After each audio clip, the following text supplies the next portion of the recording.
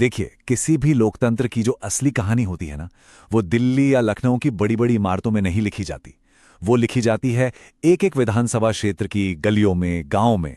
आज हम सब मिलकर ऐसी ही एक कहानी को समझने निकले हैं, सेवापुरी की कहानी। ये सिर्फ किसी की हार जीत का विश्लेषण नहीं है। नहीं, ये कोशिश है ये समझने की कि जमीन पर असल में गवर्नेंस मतलब शासन कैसे काम करता है और कई बार क्यों नहीं कर पाता। तो चलिए इस पहेली को परत दर परत खोलते हैं। तो हमारी पड़ताल हमें ले चलती है उत्तर प्रदेश के वाराणसी जिले में एक ग्रामीण विधानसभा क्षेत्र सेवापुरी। इसको बस एक चुनावी सीट की तरह मत देखिए। सेवापुरी असल में ग्रामीण उत्तर प्रदेश का एक बैरोमीटर है। कहते हैं कि यहां जो राजनीतिक हवा बहती है उसकी गूंज अक्सर पूरे राज्य में सुनाई देती है। अच्छा, इस पूरे विश्लेषण को समझने के लिए हमने एक सीधा सा रास्ता बनाया है। सबसे पहले हम जनता की नब्ज पकड़ेंगे, मतलब जमीनी हकीकत क्या है वो जानेंगे। फिर हम करेंगे चुनावी एक्सरे, जहां नंबर्स, आंकड़े हमें कहानी सुनाएंगे।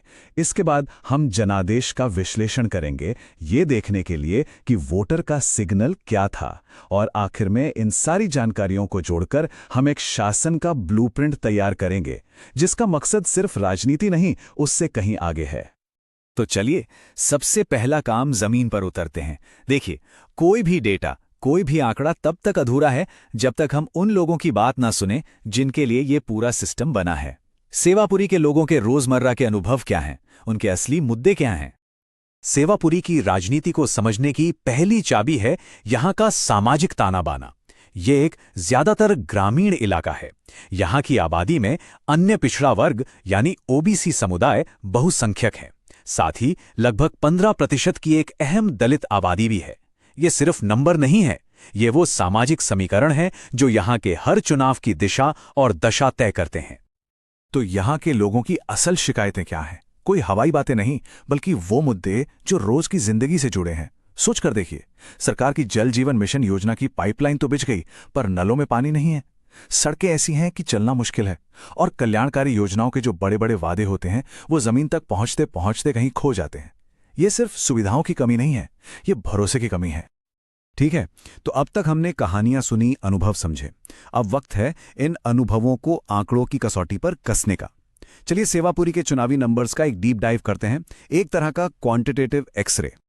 तो सवाल ये है कि ये नंबर्स, ये डेटा हमें असल में बता क्या रहा है।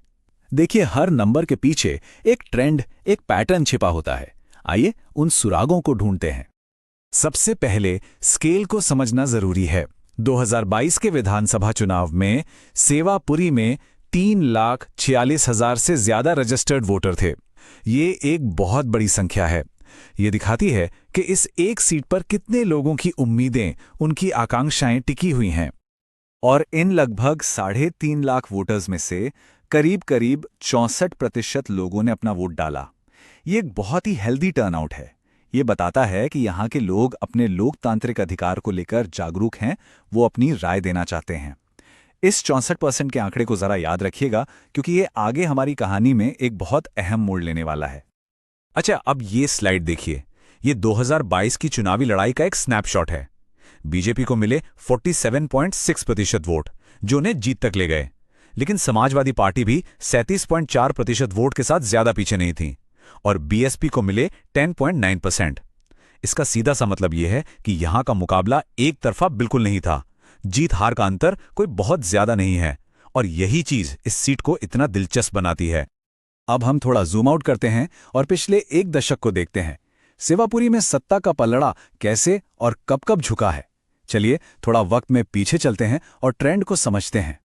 ये टाइमलाइन अपने आप में एक पूरी कहानी कहती है, बदलाव की कहानी। 2012 में यहां समाजवादी पार्टी का परचम था। 2017 में बाजी पलटी और बीजेपी की सहयोगी अपना दल एस ने जीत हासिल की, और फिर 2022 में ये सीट सीधे सीधे बीजेपी के खाते में चली गई। पैटर्न बिल्कुल साफ है। धीरे धीरे इस क्षेत्र में बीजेपी और उसके सहयोगियों का ग्राफ ऊपर गया है, और ये चार्ट हमें उस बदलाव के पीछे के नंबर्स दिखाता है। 2012 में सपा मजबूत थी, लेकिन 2017 के चुनाव में उनके वोट शेयर में एक बड़ी गिरावट आई और बीजेपी गठबंधन ने एक तरफा जीत दर्ज की। 2022 में समाजवादी पार्टी ने कुछ जमीन वापस जरूर हासिल की, लेकिन बीजेपी गठबंधन अपनी बढ़त बनाए रखने में कामयाब रहा। साफ है 2017 का चुनाव इस सीट के लिए एक टर्निंग पॉइंट था।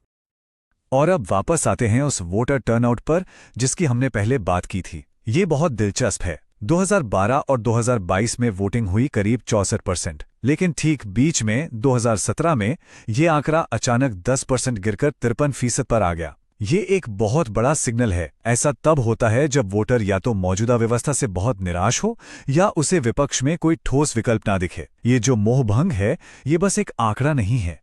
ये लोकतंत्र में मतदाता की गरिमा और सहमति के सम्मान से जुड़ा एक बहुत गहरा सवाल है। जब लोगों को लगता है कि उनकी आवाज सुनी नहीं जा रही, तो वो सिस्टम से दूरी बना लेते हैं। तो अब हमारे पास पहेली के दो अहम हिस्से हैं। एक तरफ हैं लोगों की जमीनी शिकायतें, पानी, सड़क, वादे, और दूसरी तरफ हैं ये चुनावी आंकड़े।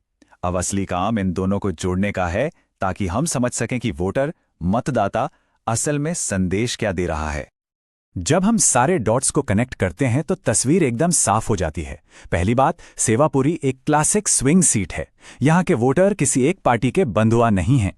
दूसरी बात, बीएसपी का जो पारंपरिक दलित वोट बैंक था वो कमजोर पड़ रहा है। तीसरा, बीजेपी ने गैर यादव ओबीसी वोटर्स को अपनी तरफ लाने में कामयाबी हासिल की है। और सबसे बड़ा टेक अवे, जमीनी मुद्दों जैसे पानी और सड़क की वजह से केंद्र और राज्य में एक ही सरकार होने का जो डबल इंजन वाला नैरेटिव है, वो यहां फीका पड़ता दिख रहा है। ये एक लाइन इस पूरे विश्लेषण का सार है। राष्ट्रीय स्तर पर कहानी कुछ भी हो, नैरेटिव कुछ भी हो, लेकिन जब जमीन पर पानी और सड़क जैसी बुनियादी जरूरतें पूरी नहीं होती तो वोटर का भरोसा डगमगाने लगता है। यह हर राजनीतिक दल के लिए एक सीधी और स्पष्ट सीख है। और यहीं पर देखिए, हमारे गणतंत्र का एक सबसे बड़ा मूल्य, सबसे बड़ी खूबी सामने आती है। जब सेवापुरी का कोई भी नागरिक टूटी सड़क या सूखे नल के आधार पर अपना मत देता है, तो वो सिर्फ एक बटन नहीं दबा रहा होता, वो जिम्मेदारी के साथ अपनी आवाज का इस्तेमाल कर रहा है ताकि शासन को जवाबदेह ठहराया जा सके। यही तो है सूचित सार्वजनिक भाषण की ताकत, जो हमारे संविधान की आत्मा है। ठीक है, तो अब तक हमने समस्या को समझा, उसकी जड़ों तक गए। लेकिन एक अच्छे विश्लेषण का काम सिर्फ समस्या बताना नहीं होता, बल्कि समाधान की तरफ एक रास्ता दिखाना भी होता है। तो चलिए इस सारे डेटा और इनसाइट्स के आधार पर एक असरदार गवर्नेंस का ब्लूप्रिंट बनाते हैं। किसी भी लीडर के प्रोफाइल को हमेशा दो नजरियों से देखना चाहिए। उसकी ताकत क्या है और उसकी कमजोरी क्या।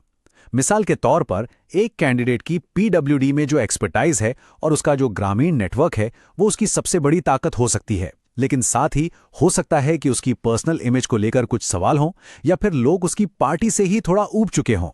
एक कामयाब स्ट्रैटेजी हमेशा दोनों पहलुओं पर काम करती है। और यहीं एक बहुत जरूरी स्ट्रेटेजिक पॉइंट छिपा है। जब किसी लीडर के पास किसी खास फील्ड का तजुर्बा होता है, जैसे कि पीडब्ल्यूडी का, तो उसके वादे खोखले नहीं लगते। अगर लोग टूटी सड़कों से परेशान हैं और एक पीडब्ल्यूडी एक्सपर्ट आकर कहता है कि मैं सड़कें ठीक करूंगा, तो उसकी बात में वजन होता है। अनुभव विश्वसनीयता को जन्म देता है। तो इस पूरे विश्लेषण का निचोड़ क्या है? ये 4 सूत्रीय governance blueprint. Number 1, basic infrastructure ठीक करो, पानी पहुंचाओ, सड़कें बनाओ। नंबर 2, वेलफेयर का सबूत दो, वादे नहीं, आखिरी इंसान तक डिलीवरी। नंबर 3, शिकायतें सुनने और सुलझाने का एक पक्का सिस्टम बनाओ। और नंबर 4 और सबसे जरूरी, सिस्टम पर भरोसा बनाओ। और ये भरोसा सिर्फ राजनीति से नहीं आएगा, ये जमीन पर काम करके, यानी शासन से आएगा। तो चलिए अब सेवापुरी के इसके स्टडी को एक बड़े कैनवस पर देखते हैं। ये सिर्फ एक सीट जीतने हारने की कहानी नहीं है। ये सवाल पब्लिक सर्विस के असल मकसद और लीडरशिप के भविष्य से जुड़ा है। और अंत में हम इस सवाल के साथ अपनी बात खत्म करते हैं कि क्या हम एक ऐसे राजनीतिक भविष्य की तरफ बढ़ सकते हैं जहां गवर्नेंस का आधार सिर्फ चुनाव जीतना ना हो, जहां डेटा का इस्तेमाल लोगों की जरूरतें समझने के लिए हो, उनकी गरिमा का सम्मान करने के लिए हो और उनकी सहमति से उनके जीवन को बेहतर बनाने के लिए किया जाए। जवाब जो भी हो, सेवापुरी हमें यह जरूर सिखाता है कि असली शक्ति जनता के हाथ में है। अगर आप एक जन केंद्रित नेता बनना चाहते हैं और अपने निर्वाचन क्षेत्र को ऊपर उठाना चाहते हैं, तो blueprintstrategies.ai से mgr@blueprintstrategies.ai पर संपर्क करें या 08042041602 पर कॉल करें। राजनीति से परे उद्देश्य।